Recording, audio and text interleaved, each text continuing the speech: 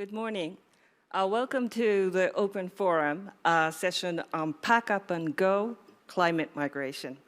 My name is Yuki Hasegawa. I'm a journalist from a Japanese newspaper, Yomiuri Shimbun, moderating today's session. It's been almost halfway through Davos meeting day, and I was surprised to find less snow this year. And what great time to talk about climate change. And today, this session is about climate migration. We often talk about, well, as a journalist, I've covered many conflicts. And I also featured a lot about refugees, for example, affected by these conflicts. But when you think about it, this displaced people of this climate change is like threefold. But it gets less attention. But it has great impact on societies and economies. I think I just read that there are about 20 to 30 million people affected by climate. But in the estimate says, as it was shown on the film, they expect like 200 million people by 2050, which would be a great issue here.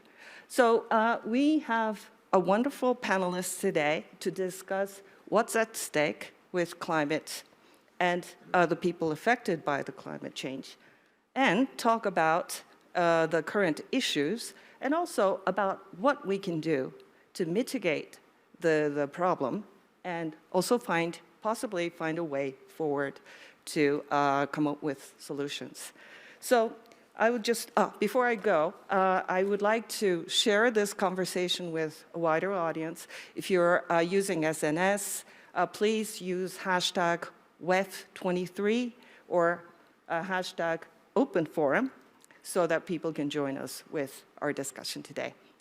So I'll just start with introducing our panel. Just left of me, Den Dak Malwal. He's a global shaper, impact officer of Kakuma Hub. He's also a refugee, and he'll be probably giving us what's on the ground today. And we have Heidi Larson, a professor of anthropology, risk and decision science, London School of Hygiene and Tropical Medicine from United Kingdom. Okay. And we also have Ama Francis, climate strategist, international refugee assistant project from USA. And we have Minister Ambith Tuvenerem, Minister of International Development of Norway. And last but not least, Agnes Kalama, Secretary General of Amnesty International. So I'd like to start by asking each of you what you see as the issue, the core issue of this climate migration from your point of view, and give us what you do regarding the issue. Do you think, Dan, can you start with your experience? Yeah, of course, I can start. Yes, please do. Okay, as she said, my name is Dan Dak Malwal from Kakuma refugee camp, and I've been in the camp for the past 16 years. So regarding the topic of climate migration, in my point of view as a refugee is that climate migration is much more and worse than the war migration that we usually know. And the fact that climate migration do not have boundaries, just like war migration, make it much worse. And therefore, currently, where I'm coming from, more than half of the refugees currently, because in Kakuma refugee camp there's around 200,000 refugees. And more than that are climate migration. What is happening is drought, flood, and other aspects of life that are caused by climate change. This make people be very at a very worst situation whereby they could not bear staying at their home. Currently in East Africa, where most of the refugees in Kakuma refugee camp are from, there is flood in South Sudan, which has been there for almost a year now. There's drought in Somalia, which is killing livelihood, that is cattle and human beings. So in Kakuma refugee camp, the majority of people are from South Sudan and Somalia. And most of them are not running away from war. They are running away from climate change. And that today, I'm here so that at least most of you have not been meeting refugees and you do not know why refugees are there, what is their fear of going back home. The fear of refugees of not going back home, one is lack of peace. There is no peace in their home country. But also that the livelihood there has been stabilized by climate change. And therefore, people has nowhere to go. Like in my home country where I'm coming from, now there is flood.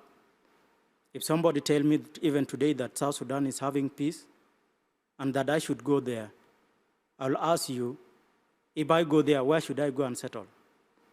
Am I going to have somewhere to plant my crop? Am I going to have some cattle? No. Because why? There is climate change there that is destroying crop and killing cattle.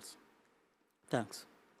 Thank you very much. I think you made a very good point that there's no border to this issue, because when you talk, we're talking about like countries in Africa today, but if we see like forest fires, floods happening everywhere around the world, it's all about, we're all exposed to this problem. So I think you made a very good point. Thank you very much. So can we move on to Heidi? Sure. He just talked about the people affected. From your point of view, what is the issue here? What needs to, what is the issue with dealing with the people who are affected by the climate change? Thanks. I'm an anthropologist, but I've worked mostly in health, and I was in UNICEF for 12 years in different parts of the world, but now at university, but working a lot on trying to understand kind of the social, political, cultural context of crises. And I think Deng just really really touched on one of the points that I wanted to make, which is that these are not singular crises. It's multiple, and as I mentioned, I do a lot on health. So on top of the conflict and the flooding, you get cholera. We've done a lot of work with oral cholera vaccine in some of these settings, but you lose infrastructure. Diseases certain vectors are changing. I was based in the South Pacific for 6 years. There was not just anxiety about rising waters, but Fiji, which was the regional base, we only had we had a lot of dengue and a few other things, but everybody was waiting for malaria because malaria was in Vanuatu and the islands a bit farther, but everyone heard, with climate change, we're going to be getting malaria, and then we're going to be getting those diseases and those diseases because the vectors, for the insect vectors change. It's also an impact on schooling. I mean, kids, I think some of you are school students, and how would you feel if one day it's like, okay, guys, school's closed? I mean, you had a bit of it with COVID, but, we all thought it was temporary, which it was, but longer temporary than we thought. But the impact on education, and I mean, we see what just 2 years of not being able to go to school for kids has had a big impact, and it's nothing compared to a situation where, you're separated from that. So I think just this multiplicity of issues, and also we have to remember that it's not just inter-country migration. We've had a dramatic increase in urbanization because people coming from mountains that no longer, desertification, there's no longer woods there, or moving from areas that were more, I was based in Nepal for a while where the snow is melting and it's changing the whole landscape, So the urbanization impact, and could go on, but I think we've got some really important things coming down the line here. Thank you very much. I just want to mention, she raised a very good point. This is an open forum, so I'll be opening up this session, the latter half of the session, to the audience, so please join us in the discussion. So, Ama, can I just come to you and also maybe discuss a little bit or explain a little bit about the legal aspect of that you are expert on of this issue, please. Sure. Hi, everyone. Thank you for joining us, whether you're joining in person or online. This is an issue that feels so important to me. I'm from an island in the Caribbean called Dominica. It's a beautiful place. Most of you have probably not heard of it, but you should look it up. It really is gorgeous. And climate change is one of our biggest threats. My family house, where I mostly grew up, was destroyed by a hurricane about 5 years ago, 2017. And this past Christmas was the first Christmas that my family got to spend in our house, which was so meaningful. And it took, I bring that up because it took 5 years to rebuild. And just want you to think of the comfort and security you get from having a stable house, and to think about what it might be like to lose that comfort and that stability. And Yuki really thoughtfully asked about the stakes of this issue. I think losing home is one of the most devastating things that can happen to us as human beings. And I think making sure that everyone has a safe place to live is one of the most important things that we can be doing. So I am so grateful that we're having this conversation, talking about climate change and migration. I'm a lawyer by training, so I think about the law a lot. And the reason that I think the law is an important piece of this puzzle is because the law structures the ability for people to move from place to place. People can move across borders, especially because there are laws in place. And right now, we just don't have the legal infrastructure that we need to deal with the scale of the challenge. We heard from Deng how important this challenge is. We heard from Yuki that the numbers, Yuki mentioned that conflict now is displacing more people than, climate change, specifically sudden onset disasters like hurricanes, flooding, drought, which is a slow onset effect, but sudden onset disasters are displacing more people than conflict, about 3 times the number of people, and has been doing so for the last decade. So while we think of war as one of our biggest global challenges, we know actually that climate change is a huge threat. And I'll just break down the links quickly so that we're all on the same page. So how it works is that climate change increases the frequency and intensity of disasters, and then those disasters then displace people. So I mentioned my family home was destroyed by a hurricane. Well, we can't necessarily prove that that hurricane was worse, that single hurricane was worse because of climate change, but we know in the grander scheme of things that climate change is making disasters worse.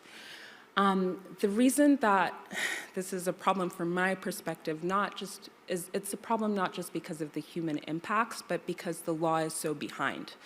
Most of the law that we created came about in the 20th century when we were dealing with very different challenges.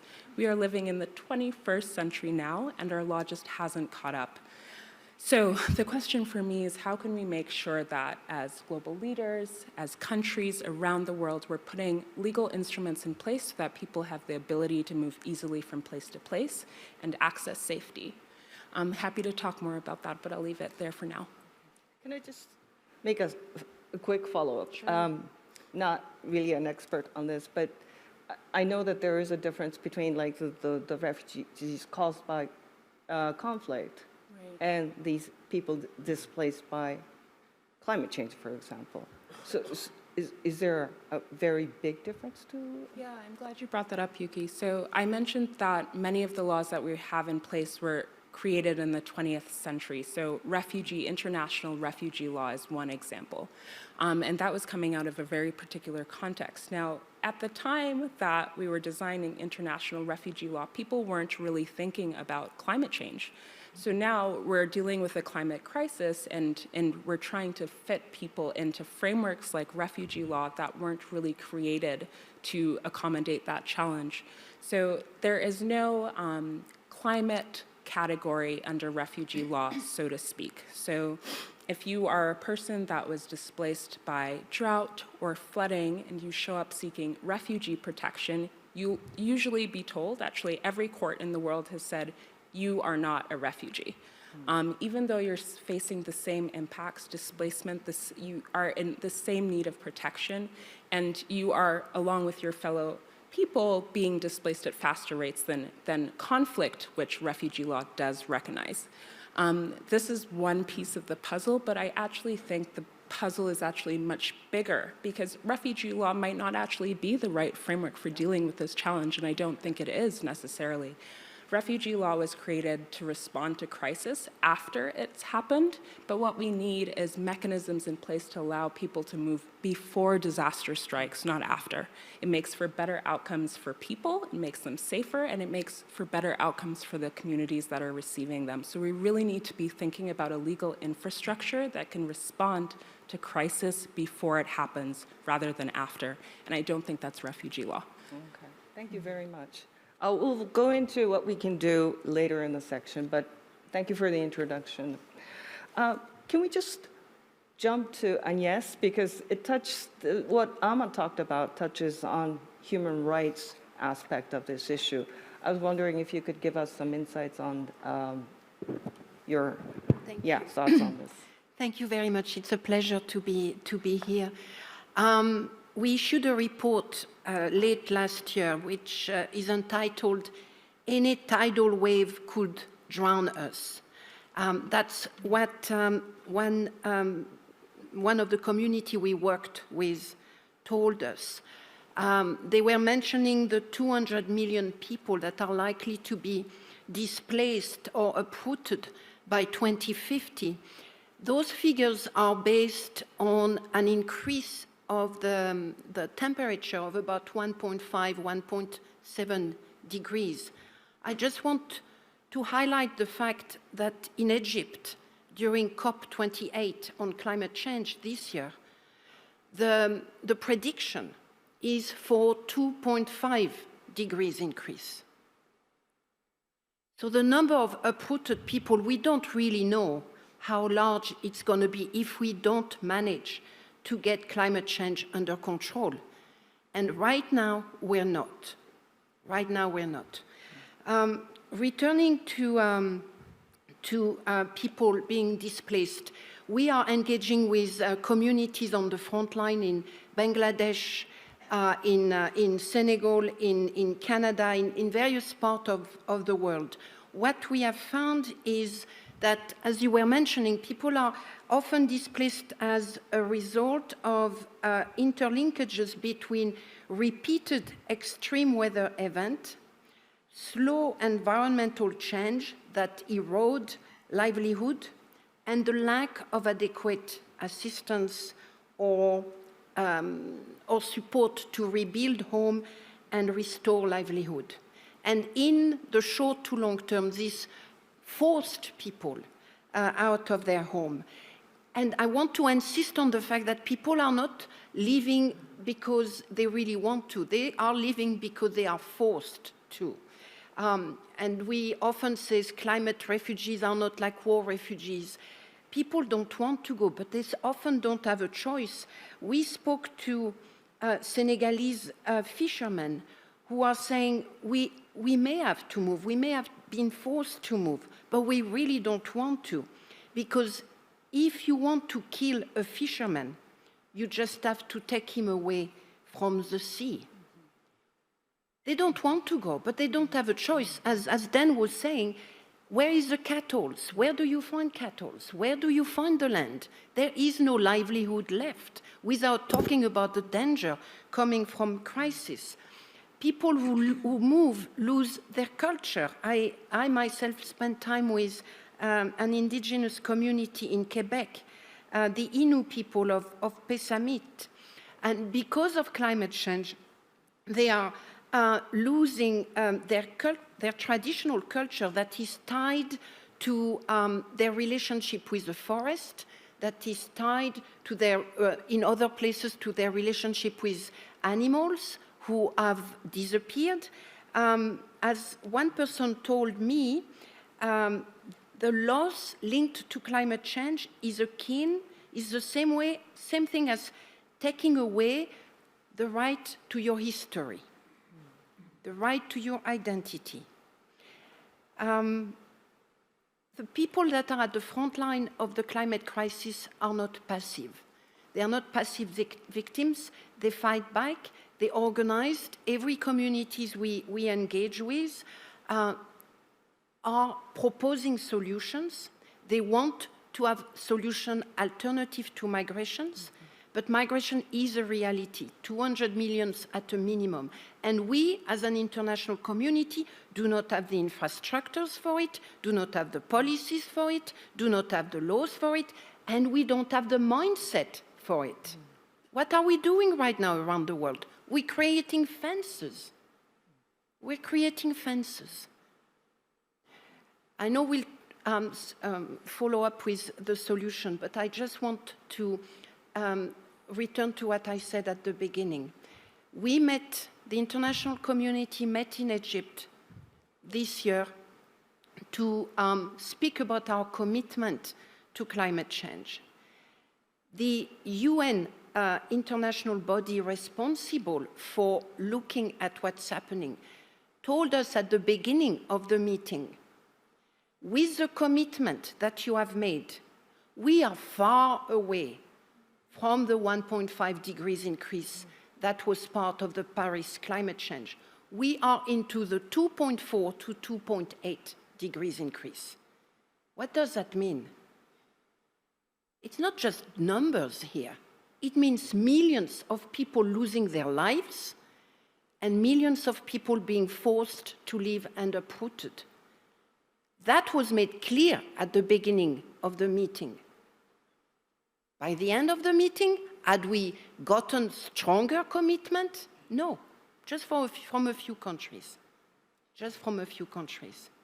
We are sleepwalking into a wall of death. Thank you.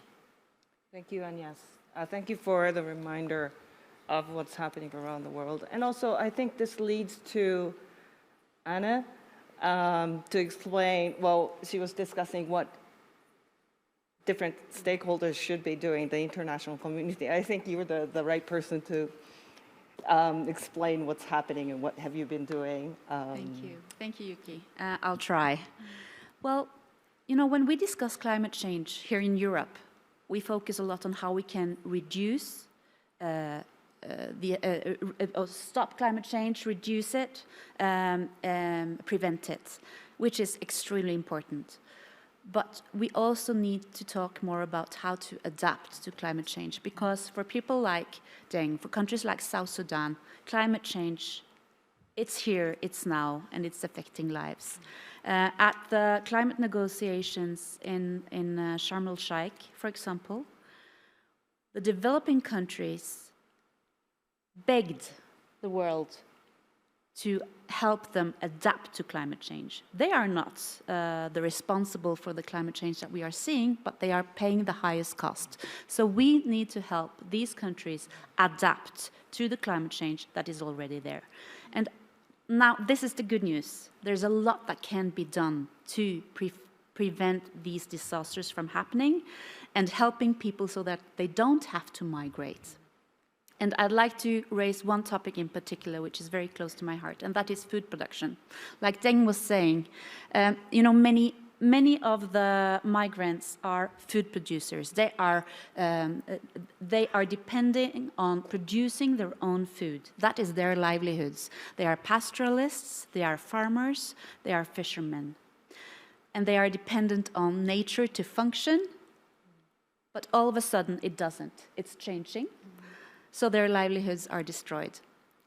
But the thing is that there are things that we can do to make sure that they can continue to produce food, to keep their livelihoods. And let me give a few examples. In South Sudan, with the flooding, we can build infrastructure to manage water. That's one example. In Somalia now, Horn of Africa is seeing the worst drought in 40 years. But there is a lot that can be done in terms of assisting food producers, farmers with methods, with agronomy and technology that can help them produce food in a changing climate. We have, for example, varieties of different foodstuffs, seeds that is more drought tolerant, or more that can stand more salinity in the soil. Whatever the challenge is, where they are, we have rice varieties that can stand more flooding. We have methods of getting access to water, to irrigation. When the rain is not coming or coming at the wrong time. So there is so much that can be done if we invest in,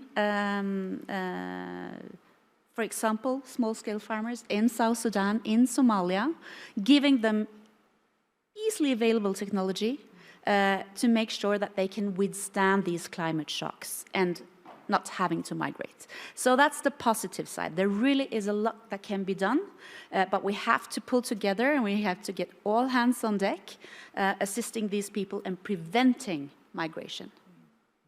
Yes, thank you very much.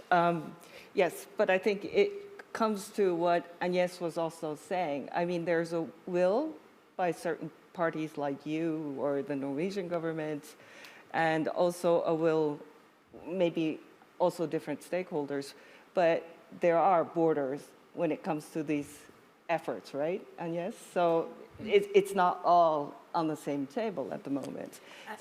I would like to acknowledge the fact that in Egypt, there was one progress that was made around the concept of loss and damage.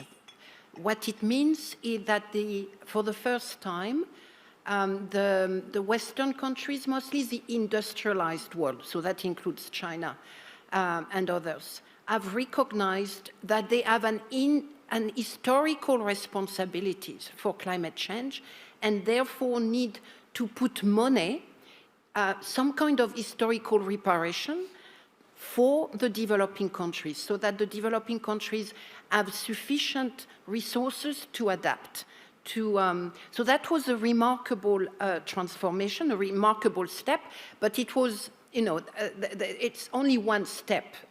It's a theoretical step, so we don't know whether the money will be there. I'm hoping that governments will actually provide the funding. The funding will go to government of the Global South, not to affected communities, so there will be, it will be very important to monitor internally, domestically, how that money is being invested when the money arrives. And it is very important, but I would like to suggest or to really highlight the fact that adaptation is absolutely crucial, but that we cannot afford not to confront the fact that we need to change how we live. We need to change the way we look at growth. We need to change our interactions with fossil fuels. We need, it's not just about putting money so that some other people can do the necessary changes. We all have a very, very deep responsibilities, individually, at community level, and at society level. Our dependence on fossil fuel is an enormous problem. And it is our responsibility for us all to tackle it, particularly the Western world. Otherwise, people will continue to suffer tremendously, tremendously, everywhere, in our own communities, but particularly in communities that are least responsible for it. Yes, I think collective effort is key to addressing this. But then, what do you think about these things that the so-called progress or the possibilities? How do you see it? What do you expect from these international kind of efforts to mitigate? Well, You see, currently everybody is saying that they are involved in tackling climate change. They are standing with refugees.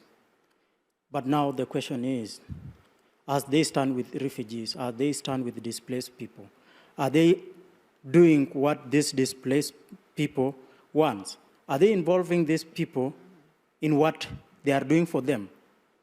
So in my opinion, as a refugee, the fact is that this is 21st century, as she said. And in 21st century, you should contribute to the solution of your problems. So when it comes to climate change, refugees should not just be there in camps folding their hands. They should as well be given opportunity to contribute to global pressing issues. If, for instance, currently, if the refugees are going to be just there in the camps, let's say I moved out of my country because of climate change, I go to the next country. Climate change do not recognize these international borders. So if I'm not going to do anything in that country, it is still follow us. So we are going to move out of that country when we are two, I and my host. So we go to the next country. What happens when these people reach to around 200 million that we are saying? And these people can have so much impact in the world. So before they reach 200 million people, the current refugees which are in camps should be involved in climate change action. And their work should as well be recognized when we are putting doubt on the global contribution of climate change. Nobody has ever went to Kakuma refugee camp to see the work that I'm doing, the works that other refugees are doing there. There is no trace of it in any report that this is what the refugees are doing in tackling climate change. This is what the refugees are doing in food security. So the thing is, if there is any contribution that should be done globally, get me involved. Let me do my part, both in climate change and food security, as she said, because these two work hand in hand. Thank you very much. I think you made a very good point. And as he mentioned, I mean, we're talking about internally displaced. We often talk about internally displaced people, but people may migrate to other countries, which probably would affect, the health, medical field, also legally, possibly. We're talking about the legal support for refugees now, or the displaced people, but there might be impact on the countries or the communities receiving these migrants now. So look, I think one of the key things that, Agnes, I think rightly pointed out that we need to get everybody on board, including the refugees, those people that are affected. We can go on forever, I think, but I think I'd like to ask the audience to come in and join our discussion, because it's about all of us. So can we start? Okay. Is there a microphone here? This gentleman here at the front? Okay. Please state your name and association. Yes. Yeah, my name is Firas Shamsan. I'm a writer and journalist from Yemen. I'm a guest writer, city of Bern. Also now I'm considered as a political refugee in Switzerland. When we want to talk about immigrants and refugees crisis, we have to talk about two things. You know, the friend from South Sudan and Somalia, you know, like we used to have many of immigrants from Somalia come by the sea and the situation, how is it happened? But part of it, the war also, when you talk about the war and the weapons have been sending, it's make a lot of bad things, bad effects, not just killing the people, changing the climate as well. You know, the rockets, you can see it in Iraq as an example, how the people, they come with many diseases, cancer level, high problem of cancer also, when they are like also deporting, like for not just based on the war as well, also when they use it for farming, you know, there's some kind of chemicals was really bad, and then it's sold and it's go directly, and the people use it because it's grow the fruit so fast so they can sell it. So it's part of understanding the climate working with make a solution. When we want to talk about stopping refugees crisis, when we want to stop war crisis, we have to think first, stop producing this kind of chemicals, stop producing weapons, selling weapons. So in hand, you don't, you say we need to stop the war in Yemen or some other countries, but in the other hand, you sell weapons. So this is how we can actually take a step. So I think this is really important, and we have to work more and more, because the climate change now, you see, it is there. You know, like here in Davos, the people from Davos, they are angry because there is no more snow, but in the same time, in the desert, there is a snow is coming. So it is change, it's happening, but what we can do as in action to get awareness and to do real step, as you mentioned before. Thank you very much. Thank you for giving the example. I mean, it's okay. I see so many hands. I'm so glad. So can we just move on to the gentleman here, please? Thank you. My name is Julian. I'm a scientist. Thank you very much for your talks. I would like to ask Amma about a law question. That a war-based migration probably is easy to define by law. But the climate change-based migration is much more difficult, I guess, because as you also mentioned, your parents had this hurricane disaster, but it's not very easy to define that this is because of the climate change. So what can the law say when the disaster is because of climate change, or is it kind of normal disaster? How can we distinct between them? Thank you. That is such an excellent question. I'm so glad you asked that. So I will say two things. One thing is to acknowledge that the science of attribution is getting much better. So you're a scientist, I'm sure you know that it's getting easier to trace particular disasters to climate change. Hurricane Harvey that hit the US some years ago, for example, we know that because of climate change, the rainfall during that hurricane was much more intense. So science has a really important role to play, and attribution science, which allows us to link particular disasters and their effects to climate change, is really getting much better. But there is still this issue of sort of how to define when someone is moving because of climate change. Some people, when they're displaced, don't necessarily conceptualize their experience in terms of climate change. So they might not say, because of climate change, I had to move, even though that we know that climactic effects are part of their story. So that's another challenge as well. Here's what I think. I think about this all the time. And in my opinion, we don't actually need to identify when a particular person is displaced by climate change to be able to offer protection or meet that person's needs. I don't think we need that. So for example, if we came up with a climate visa that responded, we said, everyone who's from this climate vulnerable region, you will be eligible for this visa. So you individual person are not responsible for proving that this climate change related disaster displaced you. We just know that you're living in this place that's experiencing flooding, that's experiencing drought, that's making it harder for you, almost impossible, in some cases impossible for you to live in this place. You are eligible for legal relief. And then if we wanted, governments could decide what they wanted to prioritize. So we could prioritize need. We could say, you are from this climate vulnerable region, and we recognize that you are a person of the LGBTQ plus community, and so you might be particularly vulnerable. Or we might recognize that you are a person who's living with a disability, and so you need extra support. And so we could then prioritize protection based on what people's actual needs are. And that would be a way of addressing this challenge of how to identify or not being able to identify when someone is displaced by a climate particular disaster. I will just say the problem with climate migration is not that we don't have solutions. We have plenty of solutions, actually. It's that there isn't the political and cultural will to actually implement those solutions. Agnes was saying we need to change. Climate change is, for me, a thing that necessitates so much transformation of us as human societies, and creating societies where we are welcoming people is so important. Yeah, I think that's what Agnes mentioned about the mindset that needs to change. Exactly. Right? Okay. Next, Someone from the back? A lady here? Okay.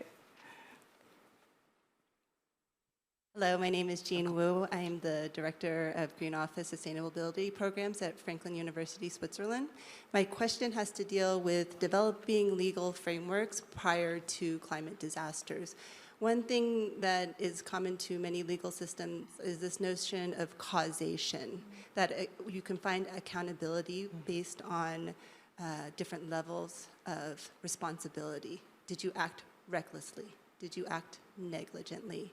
And I wonder if we begin to see, if we can attribute climate change to certain actions, does that make it easier for us to link this idea of causation? Who are the actors responsible? And you mentioned the loss and damage funds that came out of COP27. In a way, that's an acknowledgement of responsibility. Perhaps we played a part in causing climate disasters, climate change results that are harming people. So I'm interested to hear about perhaps, Amas, your thought regarding, I'm sorry to direct a question to you again, but this notion of causation, how do we bring it to the forefront? How do we get people to be more accountable? What level of causation would require accountability? Okay. Amas? Sure, happy to take that one as well. So another excellent question and really loving the engagement here. So causation has been a really big part of a lot of the climate litigation that has been happening stepping back, a lot of the lawsuits that various groups have been bringing against various governments and actors to hold them accountable for carbon pollution, for global greenhouse gas emissions. Causation has been a really important part of that. So for example, saying you particular fossil fuel company are responsible for this percentage of emissions, and therefore you need to do X, Y, and Z to reduce carbon pollution. That's been a really big challenge and part of these climate lawsuits that have been going on the mitigation side, so reducing carbon pollution. And I mentioned attribution science before. The improving attribution science has been really important as part of this effort to create responsibility and accountability, right? But even without this science, we do know that some countries and communities have contributed very little to the climate crisis. We know that.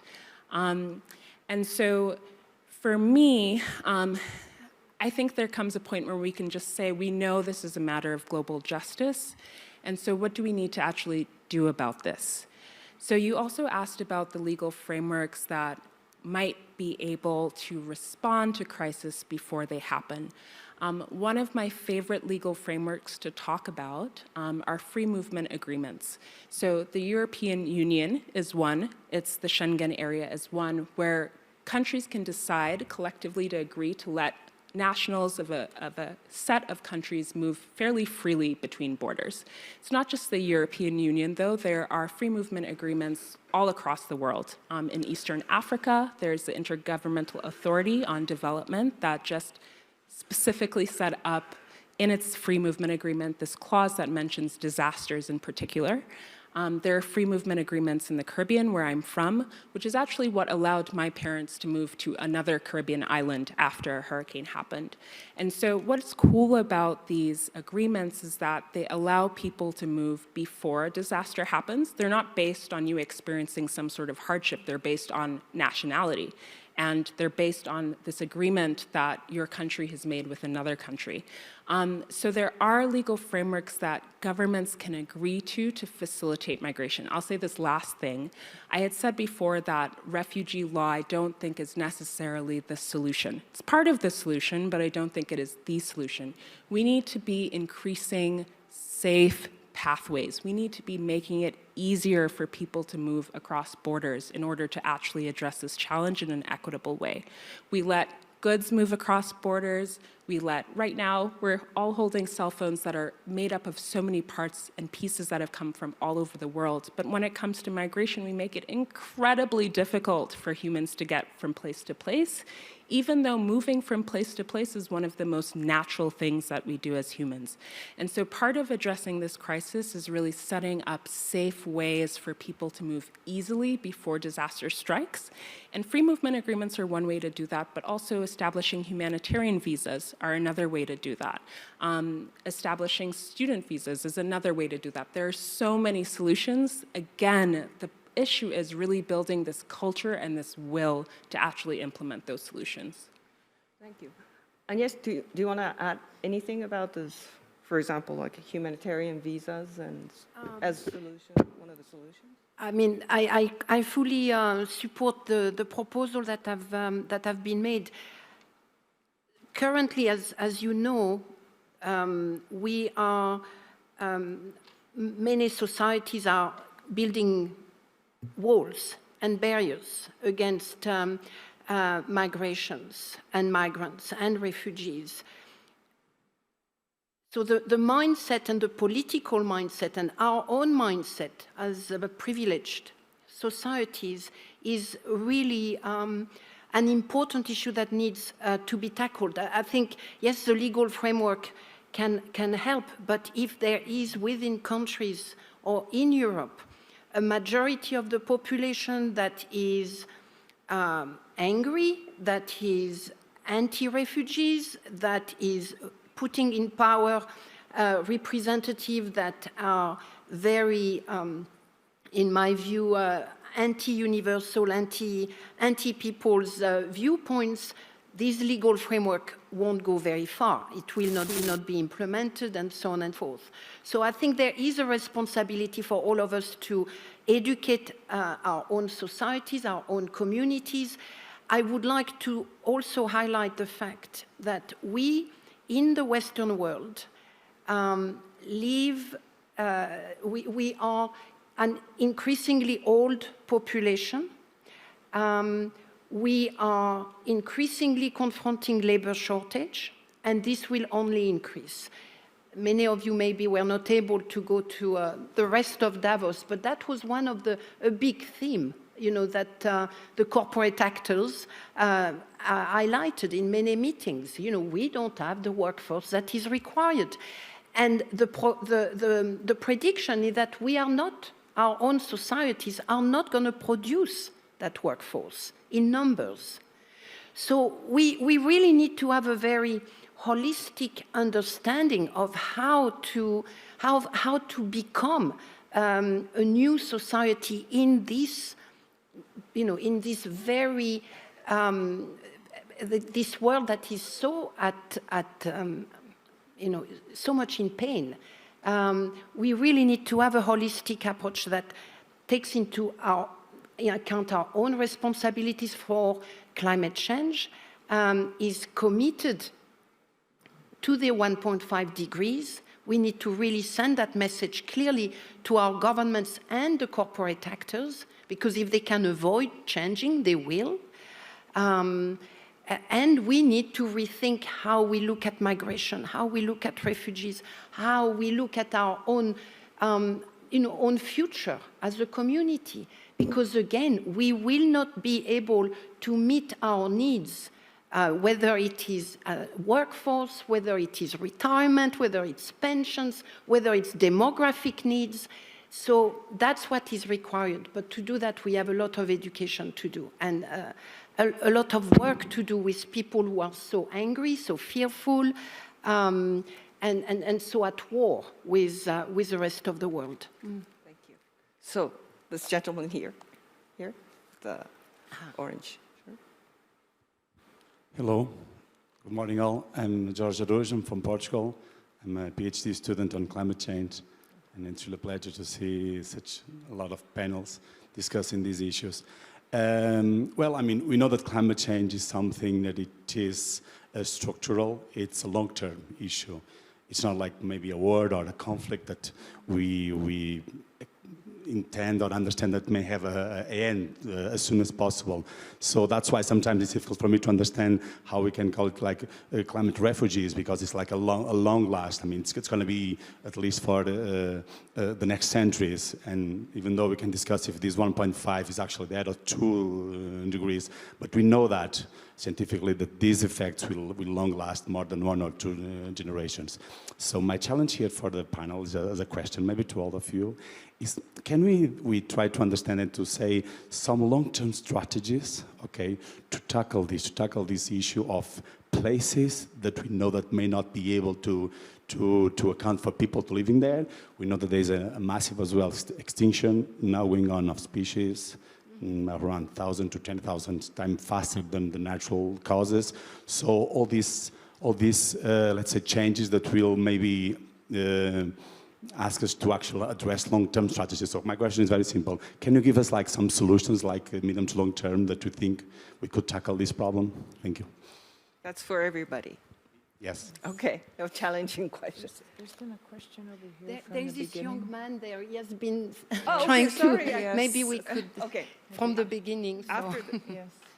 we're a bit running out of time. So Just do you him. want to ask the question first and then maybe answer the whole thing together so that we can, yeah. Right. Sorry. Thanks very much. Very sorry about that. My name is Mats, and I think I just want to draw three things together that came from the panel today. The first one, the opening stats that said 200 million people would be forced to migrate. Deng, you mentioned that there is very little room for refugees to be heard, to speak up. And then I want to draw to the fact that, Anis, you mentioned this idea of a loss of culture. And I think drawing these three things together, I think I cannot understand why we don't speak more about social realities, why we don't speak more about how we are able to see beyond our own social reality. Are we able to contest the socioeconomic structures that may still not really be relevant in today's world? Even this forum, the IMF, the World Bank, these are institutions that come up from a westernized context. But we need to look beyond our borders. And so how do we learn to engage in these narratives? I don't know how it feels like to be in your shoes, but I would like to know. And I think this is the first step. And I think not many people come here. Not many people are really interested, and if they are, because of economic reasons. We see that in the crisis of Ukraine. Solidarity, we call it. But it's clear it has political and economic interest. It's driven by the European center, by the West again. Where's the solidarity for the rest of the world? How do we unpack these things? So my question is, do you agree in this statement that the real core issue facing this climate crisis is our inability to understand humanity in its complexity? And if so, how do we learn to engage in these narratives of plurality? Thank you very much. Thank you very much. I think it relates to the previous question of what we need to do, what we could do. So maybe it's the question for everybody. So could we ask anybody to just jump in, start? Who would like to start? Would you like to start? Yeah. Deng? Okay. I can go past. Well, on the question that what can be the long-term strategy of tackling climate change, I would say that currently the policies in place of climate change is that each and every government says that they are committed to do the work.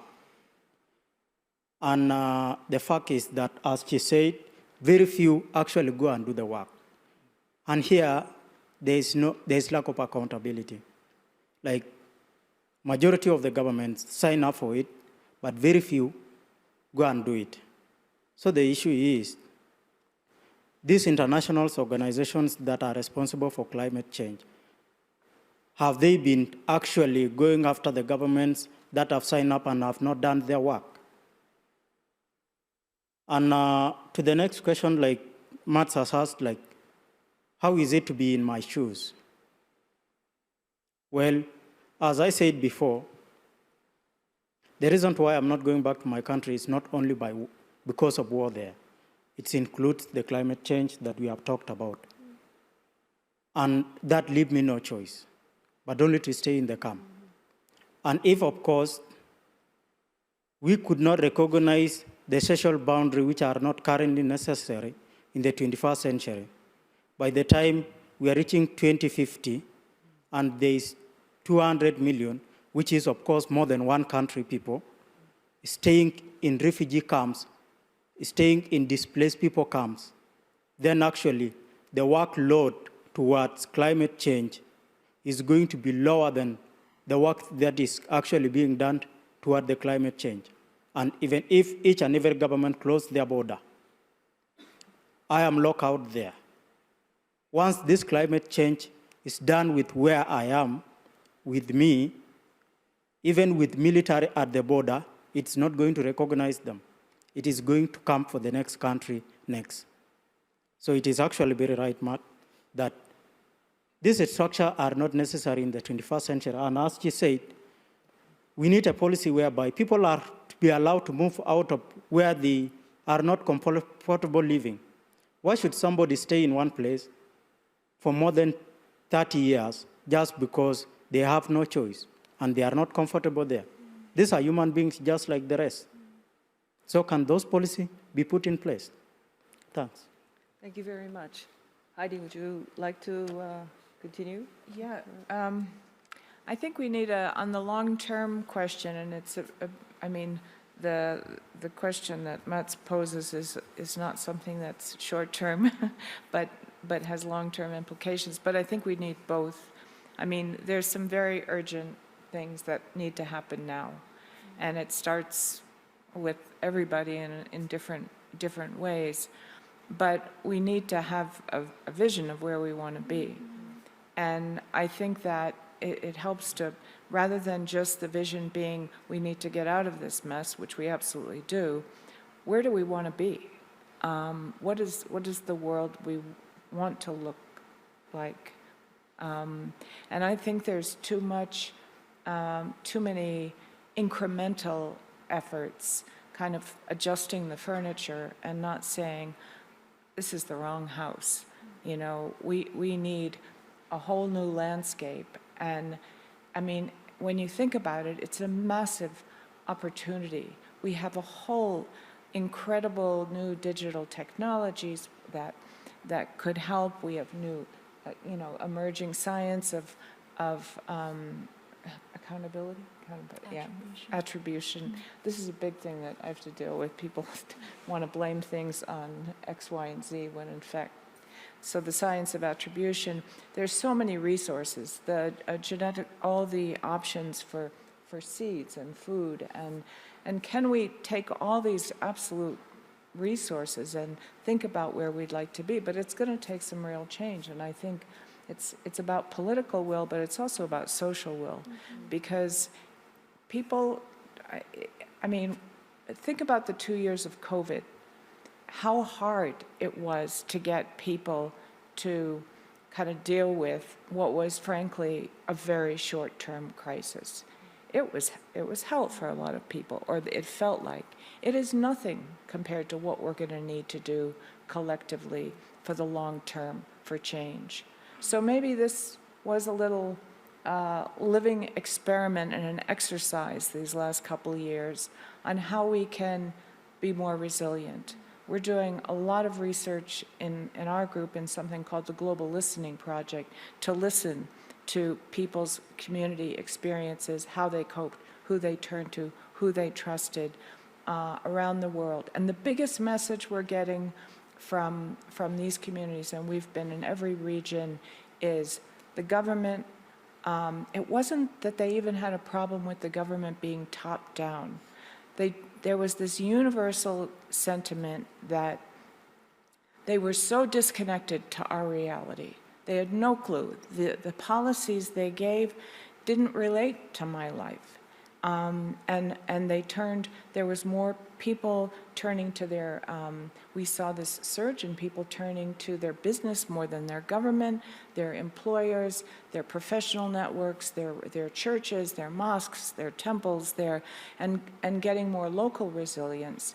So we've got to think differently, and maybe we've got a lot to learn from these last couple of years that can help, but I do think we really need a wake-up call. I mean, I was thinking about what you said, if you want to kill a fisherman, take away their boat. One of the comments that we heard from someone was,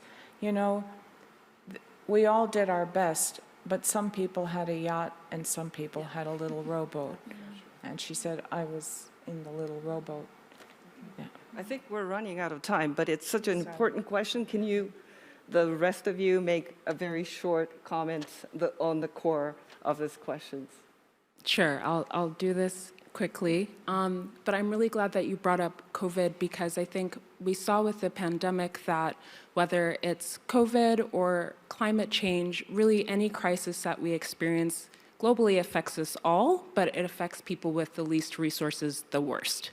And so when we're talking about solutions, I think we not only need to talk about solutions, but just solutions. Climate change really exposes the fault lines of injustice. So how can we be creating just responses to the climate crisis? And I think we need to be doing at least 3 things. I think 1, we need to be increasing safe pathways. We need to make it easier for people to move to places that are safer for them. 2, I think we really need to invest in changing the narratives around migration and climate change. It is so rational for us to be trying to make for a livable Earth. We are literally setting our house on fire and not actually dealing with the crisis. It is so rational to solve the climate crisis, and it is so rational to let people move from place to place because of things like demographic decline and also just supporting people's dignity. So we really need to be changing the narrative that the climate crisis is something that we can solve, that we need to solve, and we need to do so in a just way. And the third thing that I think we need to be doing is really investing in people's ability to stay in place. We need to be investing in people's ability to choose to stay at home. And that means investing in local resilience, investing in adaptation. So it's not just about allowing people to migrate. That's important, that's really important, but it's also important to make sure that people can also stay in place. Okay, thank you. Anna? Thank you. Now, here in Davos, many people have spoken about the poly crisis. There are so many crises coming together right now. And my worry is that that poly crisis will divert attention from the climate crisis that we have been able to, put at the top of the agenda in the international forum for so long. Because we need to make sure, and you need to make sure, that your governments stick to their promises in terms of, for example, climate finance. And I'm here as a representative of a government, so that's sort of the perspective I'd like to comment on. Our promise in the climate negotiations from Norway's side was to double our climate finance and to triple finance to climate adaptation. Now, one thing is for all countries to put that money on the table. We have to make sure that we all do, but we need to get it implemented. We want to see action on the ground. So that's my final point. There are many things that we can do to prevent the awful consequences of climate change by putting that money in action on the ground. I mentioned investing in tools for the people so they don't have to migrate, for example, protecting their livelihoods so that they can withstand the climate shocks better. The other thing is to build the capacity of the countries so that they can protect their populations better. I mean, in Switzerland or in Norway, we take it for granted that we have weather forecasts. And we have systems in place from the government. If there is a hurricane or a flood, someone is there to help us. South Sudan doesn't even have weather forecasts. So how can they possibly warn their people or have the infrastructure to assist when climate crisis hits? And these are things that, it can be fixed. So let's fix it. And yes, can you just finish up the... At the minimum, we must ensure that our governments review their 2030 emission reduction targets and ensure they are fully aligned with the imperative of keeping the rise of global average temperature to 1.5 degrees. We are not there at all at the moment. We're 2.5, okay? So it's absolutely crucial that we do so. We need to phase out the production and use of all fossil fuels, coal, oil, and gas. At the first occasion, with the Ukraine war, the oil industry have gone back with more vigor than we would ever have expected. In fact, the head of the next COP is president of the largest oil company in the UAE. So we do not have leaders. We do not have leaders, in my opinion, and after COP, after Davos, I am even more convinced. We have leaders who are trying to find a way out of change. They are trying to find a way out of transforming our economies, our societies. We have leaders that are trying to avoid having to pay a price for climate change, while all of us are doing so. And no one more than them and these communities and that the vulnerable people. We are witnessing an increase in inequality, and that is symptomatic, in my view, of the fact that right now global leaders, economic leaders, are looking for ways out of the change that is required of all of us to tackle climate change. And we must be saying no to that. It cannot just be the small people who are going to pay the price for climate change. Just transition is key. I'm talking about justice for the most vulnerable community that are directly affected in the most awful way and least responsible, but just as well for the workers, for people in our own communities who are going to be out of work, who will be looking at the transformation of societies and who need support to adapt. That is also part of, creating societies that are resilient, that are accepting of others, that are looking to universal realities. So I will say, what do we need? We need to hold our leaders to account. 1.5 degrees, and you must change. You must ask that corporate actors look for different ways of doing business. It cannot be business as usual. It cannot be, because business as usual is what brought us here. So, dear friends, it's everyone's job, not just our job, the little people. Thank you. Thank you very much for the excellent roundup of the discussion. I wish we had more time. I think there's a lot more we can discuss about this, but the time is up. Thank you once again for the panelists for excellent discussion, and thank you for the audience for excellent, excellent questions.